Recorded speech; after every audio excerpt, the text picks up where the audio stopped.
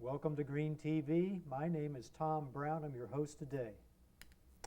I hope you watched our two-part series on civilian review boards called Who Controls the Police?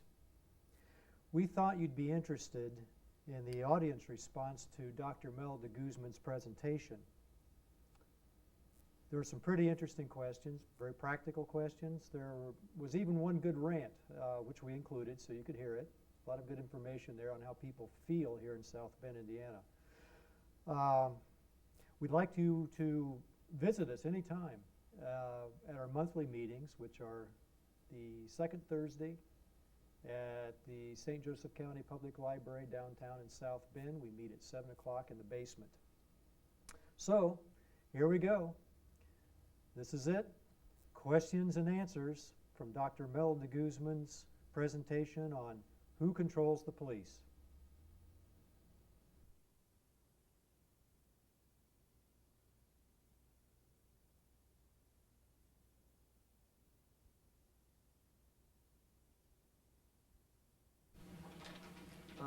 Yes, sir. I'm just wondering, for starters, are city councils allowed, or do they have the right to establish such boards by the state of Indiana? Yes, the Police Review Board in Indianapolis was created by the city council in that city. And that's not been challenged. It's not been challenged because it's not been challenged, and I don't know why, the reason why it should be challenged, but I think that's the route that they should go. That's what I was going to ask. Who sets up the review board? Okay, the matter of setting it up may be contained in the enacting law, okay, the legislation that will come out. Okay. So that's a different question with what was previously asked. There are different models. I'm just wondering, for starters. One is the city council may lay down the criteria of who should be members, like the head of the police union in the city as ex-officio members, one member of the city council, and then the mayor can appoint somebody who is known for integrity, probity, or intelligence in the community. And those are legitimate means of creating a civilian review board. We used to have meetings here at La Casa on Main Street where we met with the police officers and citizens. Anyone was invited. And that was ongoing, and then all of a sudden it disappeared. So I thought it was heading towards something like this, but it didn't. So I'd like to see us do that. Okay, I'm not very familiar with what happened in that meeting, but I think what was set up was some sort of a police community dialogue or a partnership, and not necessarily one that involves the investigation of police misconduct or the investigation of a complaint. But that's where I thought it was headed, and was hoping it was Okay, headed. that's the primary reason why I said it should be the creation of a board should be something that is legislated.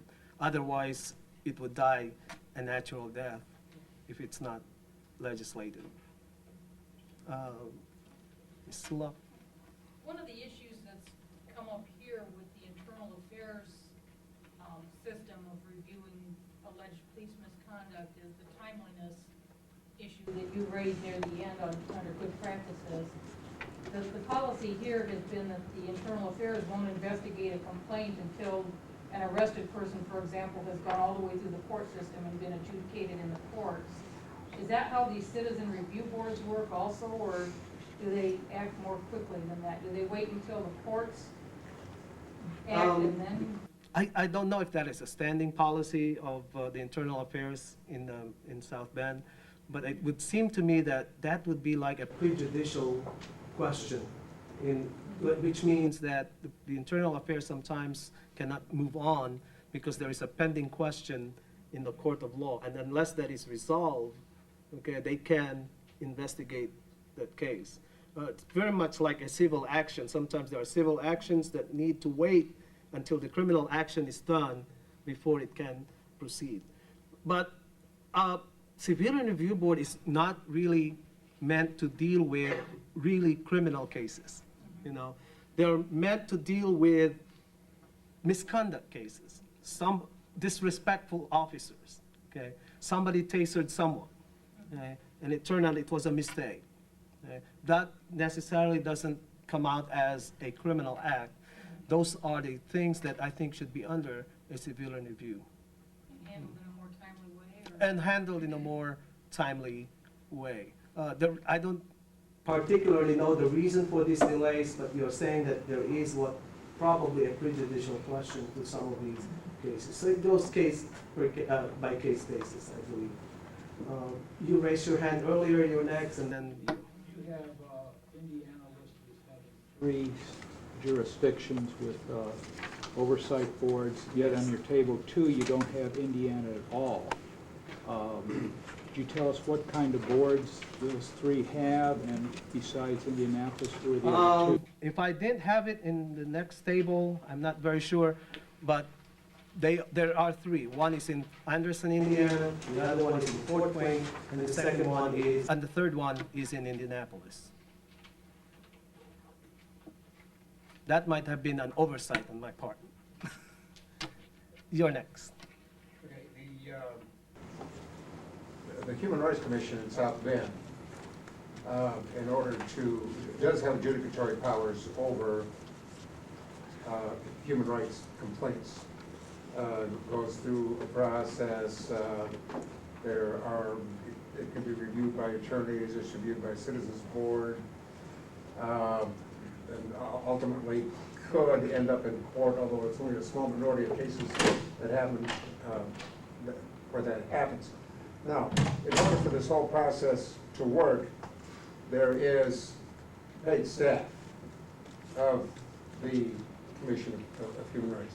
There's a director, there's an office, there's secretarial help. All this obviously does add up to some money. Yes. Does that become a consideration for civilian review?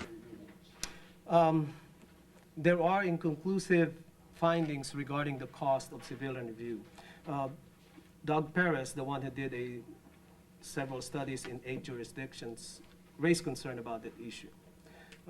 And he said that in his experience, there's going to be a problem with resources. But the Minneapolis the redesign team did a study in 1997. And they look at how much can they save if the cases that were being handled by their civilian review authority will be handled by the Internal Affairs Division of the police. It turns out that their net cost increase will be $77,000 more per year. Okay. The Minneapolis Civilian Review Board, way back in 1996, have about 3,000 or more, 3,762, I think is the right figure. It's in my speech. I just cut it short. But $3,762 per case for investigating it, handling it, adjudicating it. Okay, that's their estimate. The highest dollar amount spent per case was reported by Berkeley, their professional regulation, their commission, Police Review Commission. It's over $8,000. So you're playing around the figure. Yes, there is cost, but you're playing around the figure of $3,000 to $8,000. The Omaha Civilian Review Board reported only an amount of $817 per case. Now, there are several considerations that you have to look at when looking at these numbers. How many members are there? Obviously, the more members you have, the more expenditures you will have. How much thorough they are in their investigation, or what kind of paperwork do they do in their files. So all of those come into play. So I would imagine that you will spend an amount, something around $3,000 to $8,000, depending on how, how you want to fund the civilian review. I hope that answers that question. Yes, you're next. According to the facts and figures that we received from them, there was about 123 cases of police misconduct that averages out to about 2 a week. But it took another couple of months, but later then we found out that there was an additional 40 cases that they call oral contact, which really didn't merit even filing a formal complaint. In fact, of those 123 cases over a span of 2 years, only 15 were formally investigated. They had another little category they call referred to supervisor, saying that these cases didn't warrant formal investigation. They just required additional training by their supervisor. That sounds on the surface okay, but now the question is, what were these cases? Because when we go through the stuff that they gave us, and I got the information right here in my hand, they basically told us that there was only one case that really got referred to the agency that they say they use to treat people, policemen who do misconduct, the Public Safety Committee. And it was a guy called some people some really ugly names that I don't even want to repeat, and he put his hands on one of them. In fact, they said that of all of those 15 cases that they formally investigated, they ended up with maybe 2 or 3 cases where they reprimanded the officer, but none of them were for excessive force. So I know that there was some excessive force going on because I didn't seen it with my own eyes. So now I had to ask myself the question of why come they wasn't ever being prosecuted. I was on a radio show with a couple of officers that was from the FOP, and they keep trotting out this Public Safety Committee as the quote-unquote citizen review component for the South Bend Police Department. But we got chief of police that refuses to refer cases to the Public Safety Committee. If you go to them and ask them how many cases they've received, they say we get them very, very rarely. Very, very rarely. Because the police here in South Bend prefer to cloak themselves in this little piece of secrecy and do everything they do inside, and they seem to have the support of the city administration in doing so. That's one of the reasons why a lot of people have made so much noise about having a civilian review board. And the other part of that is, why would we trust somebody to police themselves that would do that kind of stuff? Why would we trust somebody to say that they got our best interests at heart when things that you might not find offensive, other people find highly offensive? The guy that you ended up referring to the Public Safety Committee, he called the guy a racial slur, and that's against the law. He put his hands on it. That too is against the law. But now I bet you there's some other people who have made oral complaints to the South Bend Police Department alleging verbal abuse, and y'all just said, well, it just requires more training. I bet you y'all have. And that's wrong. And y'all ought to stop it. Because at some point, Excuse me, the bad policemen get fed into the good stuff.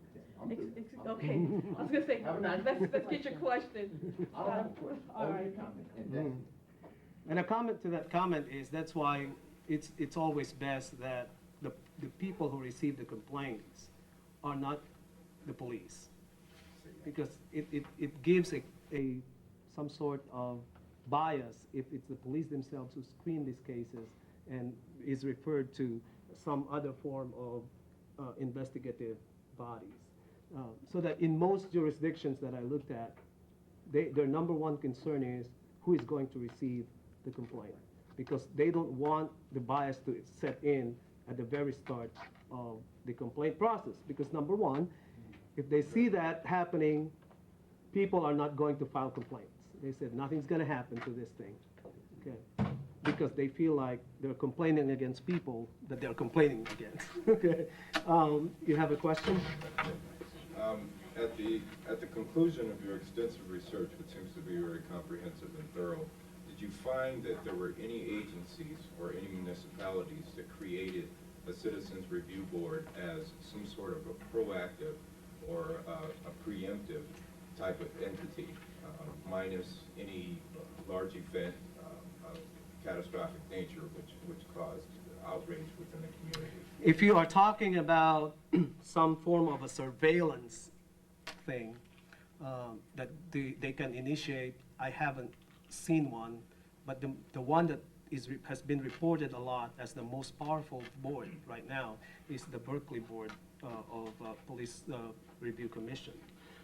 And that's not here, but I instituted that in my home country when I created what we call as the People's Law Enforcement Board, that they will have the proactive investigation power, okay? Meaning that if they notice that somebody might be in, like, or they have like an observation that the person might be engaged in a misconduct, without citizen complaint themselves, they do the investigation.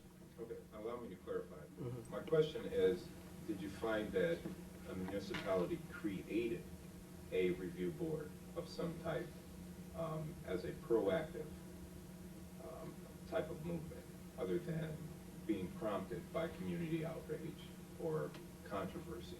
Did you find that a municipality just simply decided it was the right thing to do, and that legislative body or administrative body implemented it before there was some community outrage? No, my answer to that is no, but I don't know really if there has been something like that. Proactive, meaning they're like a study group that comes up with policies and so on, and they feed it to the police department, and they said, this is what you should do. Nothing to that extent of being proactive. So there's always been some sort of event, either community outrage associated with some type of event, or some incident that prompted the creation of a review board. Most of the time, yes. Do you have any historical information about the development and creation of the review board in Anderson, Fort Wayne, and Indianapolis? In other words, were there events or what were the events that came about as a result of those boards being created? I don't have that information. I don't know. That's probably the best answer I could give to that. The most recent one I know was Cincinnati, where they had a riot and they have a civilian review board. But as far as Fort Wayne or Indianapolis, I guess what precipitated that too with Indianapolis, it's a huge department that they probably think it's best if they have an external review process. But I don't know. Yes. I suppose it's appropriate to make the observation in this community that some sort of proactive step would be particularly appropriate. There are many advantages, including to the police. It takes the onus of investigation off the police. It creates an appearance of civility, and of course, I'm tempted to use the word policia. It is an implementation of the political community. Yes. And that which is at the basis of law. That's why I said in my presentation that we should not wait for an upheaval to come about. We can do this right now and say, we're going to establish a civilian review board that will adjudicate cases against the police. My experience has been, it's not good to come up with citizen review just because of a bad experience. If we can come up with a civilian review, that will probably appease some tension out there, reduce those tensions that the community feel, certain sectors of the community feel regarding the police. Because now they say, we have somewhere to go to. Yes. To some extent, there's a precedent of the Human Rights Commission that was formed by the city of South Bend several decades ago, which, while South Bend is by no means perfect, contributed to South Bend being dramatically different than other areas in this county where we still have open clan behavior. And this has simply, moved South Bend in many respects far ahead of other communities. Yes. Yes. Oh, Yeah, question concerning the review board and their practices on reviewing policies and procedures. Do you have any information concerning their involvement as it relates to policy review of policies and procedures for adequacy, effectiveness, and efficiency? And I think that's what proactive means to you. There are very few civilian review board that does that.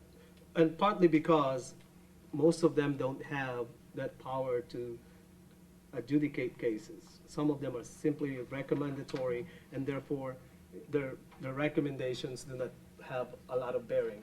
The only one that, as I keep repeating this, that the Berkeley model, I think, is the best model because what came out from there are several policies that were adopted by the police. But as I said, if the Civilian Review Board can transmit these recommendations and make it happen as a policy, then it could be considered a very successful Civilian Review Board.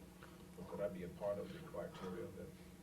It could be a part. I think it's the most important part of the criteria for defining the success of the board.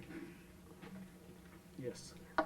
Wouldn't it actually place South Bend or St. Joe County on the cutting edge, sort of as the model for progressive municipality as far as enforcement is concerned, if they were to implement a citizens review board on their own accord without being prompted to do so by some event that at this point can apparently be avoided by the creation of some balance? Yes, I believe it would be a positive indicator that the city, as well as the police department, is really open to embracing the ideas of the community. And I think it's going to be a very good indication of the serious effort of the officials of the city to make police and community partnership really a meaningful one. Okay? Not just a meeting where the police say, you know, this is what's happened, that's it, goodbye, but something that involves control and accountability. Okay? And I think that's going to be a cutting edge. In your research, did you come across any cases of review boards that are not effective, and why are they not effective, or even those that are failing? There were review boards that died organizationally. Okay, as I was telling you about New York, it died. Okay, in the early going of that Civilian Review Board. Part of its being ineffective is because it was not supported by the city. It was also sabotaged in part by the police. But the greatest obstacle for the success of review boards, I looked at what happened in Canada.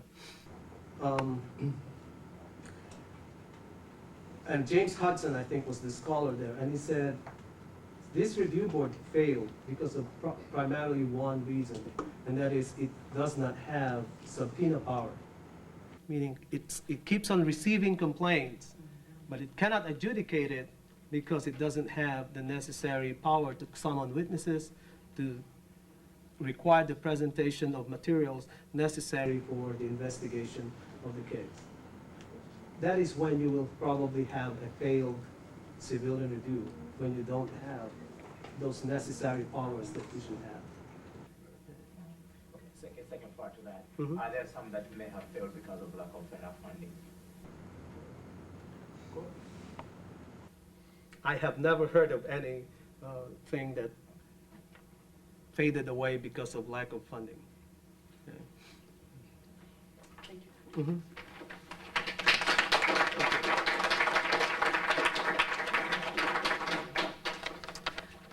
Thank you, Dr. De Guzman, again for that presentation. At this time, I am honored to introduce to you our state president. She has been very instrumental, very encouraging. She has always offered her support, and at this time, I would like for Attorney Barbara Bowling to come forth and share some words with us. Thank you, Trina. Good evening, everybody. It's indeed a pleasure to be here with you in South Bend, and certainly to share a few words and thoughts from a greater perspective, from a state, regional, and national perspective with NAACP on this issue of police review boards and on the issue of police brutality. Certainly, police brutality is a crime. It causes needless injury, undermines public confidence and trust in all police officers. Public outcry against police brutality was a key issue during the 1963 Great March on Washington, where more than 250,000 people gathered in our national capital on the steps of the Lincoln Memorial. A renewed commitment to end police citizens violence was the focus of the August 26, 2000 commemorative March on Washington. In 2000, the NAACP reaffirmed its 1991 and 1996 policies on police brutality. We called upon our branches to review police eligibility standards, to propose revisions of those standards if necessary, to identify factors associated with police officers using excessive force, to identify officers at risk for using excessive force, to encourage law enforcement and government officials to take proactive and corrective measures to manage at-risk officers, and to establish police review commissions or boards. I commend the South Bend branch and its president, Ms. Trina Robinson, for holding true to the aims and ideals of the association. I applaud her for her courage in standing up and adding the NAACP voice to those who have far too long gone unheard. This is not a new issue for South Bend. It is not a new issue for the state of Indiana, nor is it a new issue for our country. We have fought this battle for decades, and we will continue to fight until every citizen can feel safe and secure that when a police officer asks them to stop, that their rights will be respected and upheld. We will continue to fight so that our children will not be afraid to ask a police officer for help and be assured that they will receive it. We will continue to fight until all the citizens of South Bend truly believe that the police officers are here to protect and serve them. And we will continue to fight until an officer can feel safe as well, that when he stops a citizen, that a citizen will be respectful of him and his authority. I brought with me some pamphlets that are produced by the NAACP called the NAACP Real World Guide to Interacting with Law Enforcement, the 411 on the 50. And I'm going to pass these out. Certainly, you know, I have enough, I think, for everybody to have one. Each of us in this room have established certain survival skills because we're now here in this room. Anytime we've had to interact with law enforcement. But maybe for our young people, for our children, you might want to pass this pamphlet along. But there was one little statement in here that I thought that was so germane. It says, while we must support effective law enforcement, we must also exercise our constitutional rights to ensure law enforcement works as it should, to protect all Americans regardless of race or ethnicity.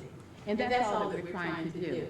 I'm really happy to see former President Ms. Josie White and Ms. Rebecca Johnson here with us this evening. I thought that Dr. Guzman's comments were extremely interesting and very thought-provoking, because as he spoke, I too, started to think about some deeper issues that had never occurred. When you hear, sometimes you hear the word police review board or citizens review board, you kind of think, okay, that's a great idea. But there are a lot of issues that need to be explored when you start to consider putting one together. And primarily, I think, when there were questions talking about issues dealing with criminality, and it was stated that they weren't, the review boards were not there to address criminal things. It's primarily more of a personnel issue, whether this particular officer should be on the street, or if he should be on the street after receiving some additional training, or who may be at risk and may need to have additional training. But those are certainly some things that you'll need to consider as a community as you weigh and ponder this question. I thank you for being here, and I thank you for inviting and giving me the opportunity to have a few comments. I have some of these for everybody.